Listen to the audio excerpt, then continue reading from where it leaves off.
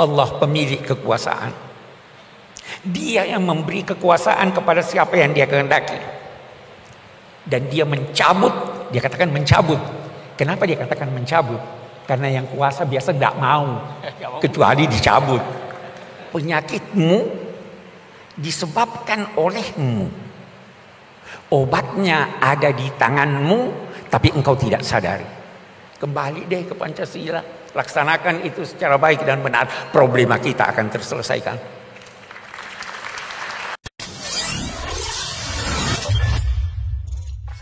Assalamualaikum warahmatullahi wabarakatuh.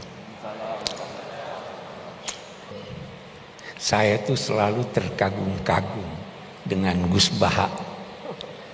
Dapat saja dia kisah dari Al-Quran untuk dia jadikan sebagai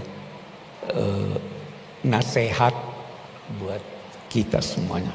Jadi saya ingin memulai dengan mensyarah itu. Dua orang berselisih, satu kaya raya, satu miskin. Dia datang ke Nabi Daud. Kita perhatikan ucapannya. Inna hadza akhi lahu tis'un wa tis'una na'ja. Dia berselisih, tapi dia berkata, saudaraku ini. Lihat, kendati berselisih, dia masih berkata, saudaraku ini mempunyai 99 ekor kambing. Saya punya cuma satu. Dia mau yang satu itu juga, dia ambil. Kita lihat lebih jauh. Nabi Daud begitu mendengar, dia lantas memberi putusan. Qad zalamaka bisu'ali na'jatik. Dia telah menganiaya kamu dengan menuntut dia punya yang satu itu. Kita lihat, benar tidak Nabi Daud ini? Tidak. Dia sadar bahwa dia telah memberi putusan sebelum mendengar dari pemilik 99. Apa maknanya? Jangan cepat-cepat beri putusan. Dengar dari seluruh pihak, baru beri putusan. Yang saya ingin katakan, kalau kita merujuk baik kepada kitab suci maupun kepada kearifan lokal, semua problema kita dapat terselesaikan dengan syarat kita menganggap yang tidak sependapat dengan kita adalah saudara kita, dan ya kan, dan berusaha mencari solusinya dari tuntunan Tuhan dan kearifan lokal kita. Dan itu sangat banyak. Ini saya kira satu yang saya ingin menjadi mukaddimah dari apapun namanya, untuk kita menghadapi ini, merawat ukhuwah.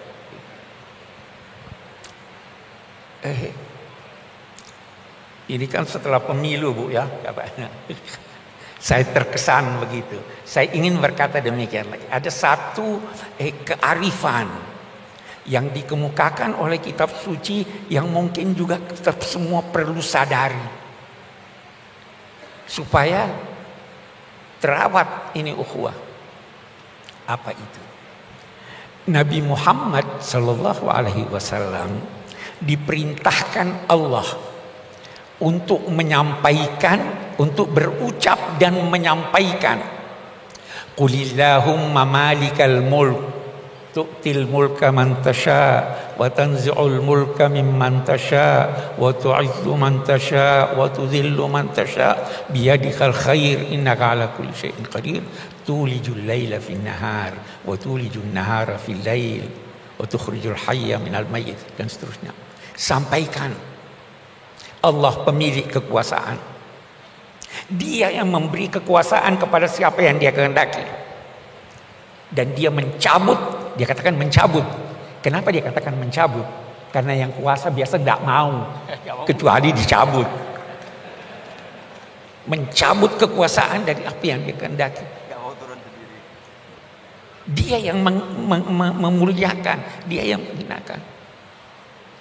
Tetapi ingat, di dalam genggaman Tuhan kebajikan itu. Apa maknanya? Ikuti tuntunannya. Pada akhirnya kamu mendapat kebajikan. Baru dia lanjutkan. Sampaikan juga, wahai Tuhan, Engkau memasukkan malam di dalam siang. Memasukkan siang juga di dalam malam. Engkau menghidupkan, mengeluarkan yang hidup dari yang mati. Dan mengeluarkan yang mati dari yang hidup. Apa maknanya ini? Kata sementara pakar, inilah isyarat tentang teori dialektika.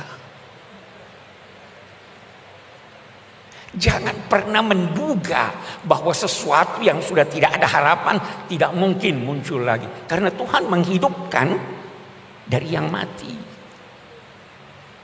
Ikuti saja tuntunan Allah. Nah, apa tuntunan Allah? Ini tadi sebagian yang dikemukakan. Usahakan islah, usahakan perdamaian, usahakan merawat persaudaraan. Oke. Kemudian Nabi bersabda, sebagaimana keadaan kamu, begitulah ditetapkan penguasa kamu. Kama takununa yuwalla alaikum. Hei, apapun siapapun yang berkuasa, kekuasaannya bersumber dari Tuhan. Walaupun yang berkuasa itu menentang Tuhan. Itu Namrud, musuhnya Nabi Ibrahim, itu diberi kekuasaan oleh Tuhan. Tetapi ingat, dia yang memuliakan dan dia juga yang menghinakan, dia yang mencabut. Karena itu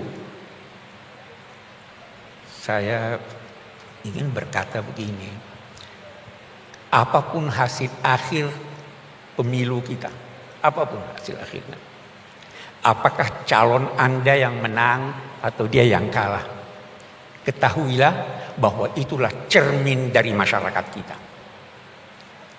Sebagaimana keadaan kamu, kalau Anda baik, maka itulah cermin kebaikan. Tapi kalau Anda anggap buruk, itulah cermin masyarakat kita. Kalau itu cermin masyarakat kita, maka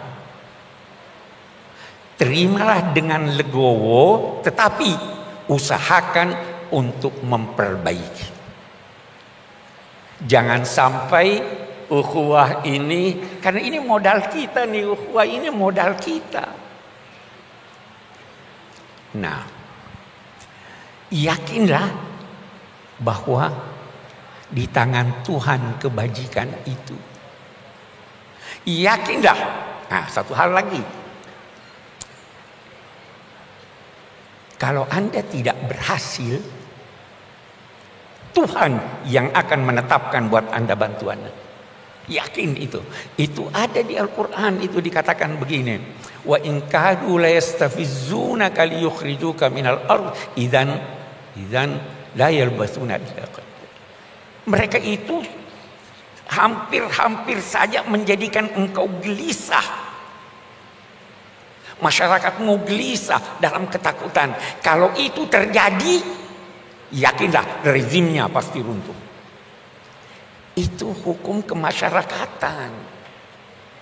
Jadi kembali pada tuntunan agama. Apapun hasilnya, Kita terima sambil berusaha untuk memperbaiki. Sambil menjaga ukhuwah ini. Karena inilah modal kita. Kita tidak ingin ada dari luar. Mari kita selesaikan persoalan kita di dalam. Itu saya kira itu yang pertama. Nah, sekarang saya ingin berbicara sedikit tentang apa sih ukhuwah itu. Apa itu ukhuwah? Ukhuwah itu dari segi bahasa berarti persamaan. Kita semua sama. Apapun persamaan antara sesuatu dengan sesuatu yang lain, maka itu saudaranya. Semakin banyak persamaan, semakin kukuh persaudaraan. Saudara itu dari bahasa Sanskerta. Saudara atau saudara, katanya artinya serahim, sama rahimnya. Kita serahim. Nah, kemudian berkembang maknanya sebagaimana perkembangan bahasa. Jadi ada persamaan. Saya memperoleh kesan bahwa saudara itu adalah yang seudara dengan Anda. Saudara. Binatang itu saudara kita, sama-sama kita. Wa ma min ta'irin yatiru bi janahihi illa umamun amsalukum. Tidak ada suatu burung yang terbang dengan kedua sayapnya di udara kecuali sama-sama kamu. Itu saudara kita. Setan itu orang yang boros itu saudaranya setan. Innal mubadzirina kanu ikhwana syayatin. Jadi siapapun yang seudara dengan Anda adalah saudara Anda. Saudara kita. Binatang saudara kita. Tumbuhan saudara kita karena dia saudara. Bahkan dalam ajaran Al-Quran, batu pun bisa menjadi saudara kita. Gunung itu mencintai kita. Uhudun yuhibbuna. Dia juga dalam dua tanda petik hidup. Semua saudara kita. Apalagi kemudian karena itu bertingkat-tingkat dan bermacam-macam persaudaraan itu. Salah satu di antaranya adalah saudara sebangsa. Kita sama-sama. Apa itu bangsa? Beda-beda definisi para pakar tentang bangsa. Tetapi yang jelas dengan bangsa, lahir bangsa dari adanya persamaan. Sama dengan saudara. Boleh jadi persamaan sejarah, persamaan budaya, persamaan cita-cita. Kita sebagai bangsa banyak sekali persamaan kita. Bahasa lebih penting bahasa pikiran daripada bahasa lisan. Harus menyatu kita. Karena itu dalam konteks persaudaraan sebangsa kita harus mencari titik temu. Tanpa titik temu kita tidak bisa mewujudkan persaudaraan sebangsa. Saya teringat Sayyidina Ali pernah berkata begini.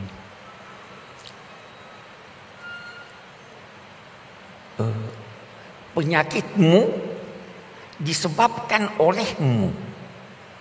Obatnya ada di tanganmu, tapi engkau tidak sadari.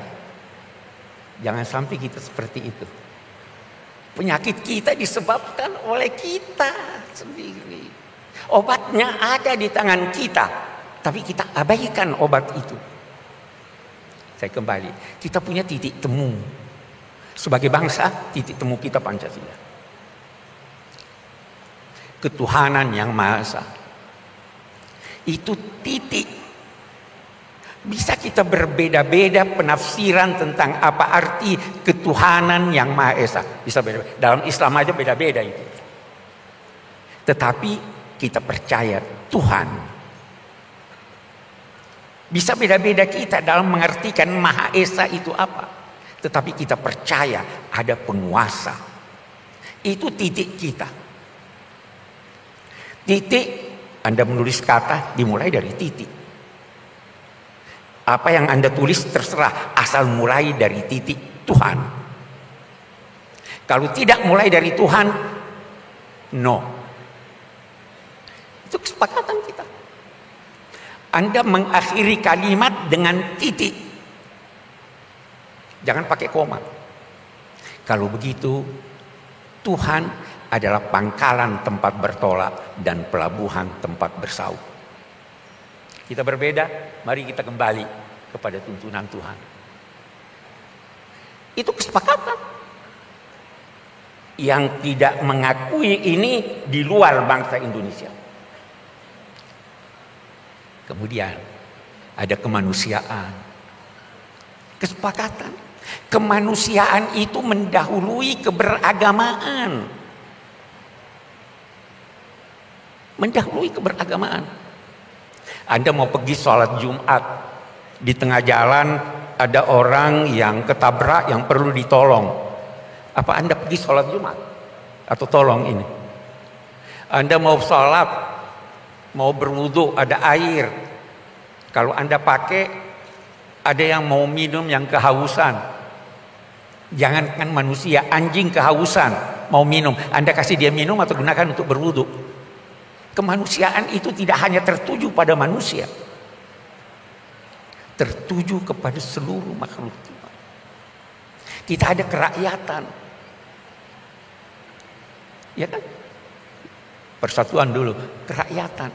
Saya itu merenung-renung tentang apa yang dirumuskan dan menjadi kesepakatan kita tentang kerakyatan yang dipimpin oleh hikmah kebijaksanaan dalam permusyawaratan perwakilan. Luar biasa, luar biasa. Tahu apa arti rakyat? Rakyat itu dari kata riayah, ra'in. Pengembala itu dinamai ra'i, yang memelihara, memberi makan, melindungi. Rakyat itu harus dipelihara, dilindungi, dijaga. Itu kerakyatan. Dipimpin hikmah. Tahu apa itu hikmah? Hikmah itu terambil dari akar kata yang berarti kendali. Hikmah itu sinonim dengan siasat. Siasat itu terambil dari kata ya susu sais. Dalam bahasa Indonesia ada sais. Delman, pengemudi. Yang bersiasat harus menjadi seperti pengemudi. Apa syaratnya? Dia harus kenal fungsi-fungsi dari kendaraan yang dia akan gunakan. Dia harus tahu ini rem, ini apa namanya, dan sebagainya, ini mesin. Kalau dia tidak tahu, tidak boleh dong mengemudi. Ada lagi, bukan cuma tahu, punya pengalaman dalam hal itu. Anak kecil, anak saya tahu itu. Ini rem, ini klakson, ini. Tapi dia tidak tahu menggunakannya. Tidak boleh mengemudi. Ada lagi? Ada. Dia harus tahu jalan. Dia harus tahu arah. Kalau dia tidak tahu arah, kemana kita mau pergi? Jangan bersiasat. Itu bukan hikmah. Ada lagi? Ada. Mengemudi itu ada seninya. Bukan asal ya, ada seninya. Ada lagi, satu lagi. Dan ini yang hilang dari kita. Apa itu? Akhlak. Mengemudi itu perlu akhlak. Jangan bunyikan klakson malam-malam. Jangan menyalip dari sebelah kiri. Ada akhlaknya. Nah, kerakyatan yang dipimpin oleh hikmah, oleh siasat yang syaratnya seperti ini. Baru dalam permusyawaratan. Musyawarah itu apa? Musyawarah itu pada mulanya berarti mengambil madu dari sarangnya. Siapapun yang menemukan madu itu milik bersama. Karena itu Nabi bersabda, orang beriman itu seperti lebah. Bagaimana lebah? Dia selalu berada di tempat yang bersih. Kalau dia hinggap di dahan, dia tidak merusak. Ya, lebah begitu. Kalau dia menemukan kuntum bunga, dia tidak ambil sendiri. Dia menari-nari panggil yang lain, mari bersama-sama mengambil. Dia tidak mengganggu yang tidak diganggunya. Tetapi kalau dia menyengat, sengatannya obat. Itulah musyawarah. Saya ingin kembali berkata bahwa sebenarnya problema kita, kalau kita punya problem, boleh jadi kita tidak tahu penyakit kita apa. Dan kalau kita tahu, kita lupa bahwa obatnya ada pada diri kita. Kembali deh ke Pancasila, laksanakan itu secara baik dan benar, problema kita akan terselesaikan. Oke, kita bisa panjang berdiskusi menyangkut ini. Terakhir yang saya ingin katakan, persaudaraan itu dimulai dari jangan. Merawat itu lebih penting dari mengobati. Kita mau rawat. Bagaimana merawat? Kalau dalam tuntunan agama, jangan. La yaskhar qaumun min qaum. Itu di surat Al-Hujurat kan? Jangan satu kaum menghina kaum yang lain. Jangan sekelompok perempuan menghina kelompok perempuan yang lain. Boleh jadi yang dihina, yang dilecehkan lebih baik dari dia. La yaqtab ba'dukum ba'dan. Jangan mengumpat. Semua jangan. Kalau Anda bisa menghindarkan apa yang tidak baik, itu terpelihara ukhuwah. Nanti baru kemudian itu baru memberi. Itu kan merawatnya begitu.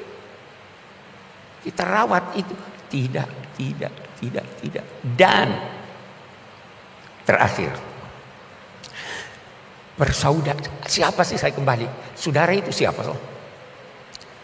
Saudara itu, puncak persaudaraan itu adalah memandang orang lain adalah diri Anda.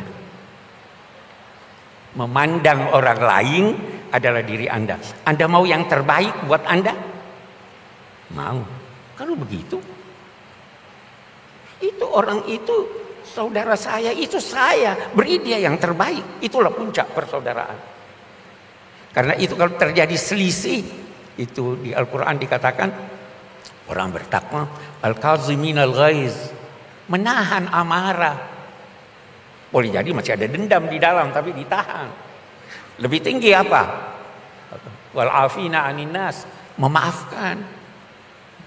Bukankah dia juga manusia seperti Anda? Bukankah kalau Anda bersalah, Anda mau dimaafkan? Mau lebih tinggi? Wallahu yuhibbul muhsinin, berbuat baik kepada orang yang bersalah. Itulah cara merawat ukhuwah. Tanpa itu terus ini begini, ini begitu. Dan pada akhirnya setelah kita berusaha, saya garis bawahi, berusaha sekuat kemampuan sambil memelihara modal utama ini, kalau Anda belum berhasil, yakinlah bahwa Tuhan akan turun tangan. Itu hukum kemasyarakatan yang dijelaskan oleh Al-Quran. Pasti. Karena apa? Setiap rezim ada ajalnya. Bukan cuma manusia yang punya ajal. Walikulli ummatin ajal. Faiza ja, dan seterusnya. Ada ajalnya.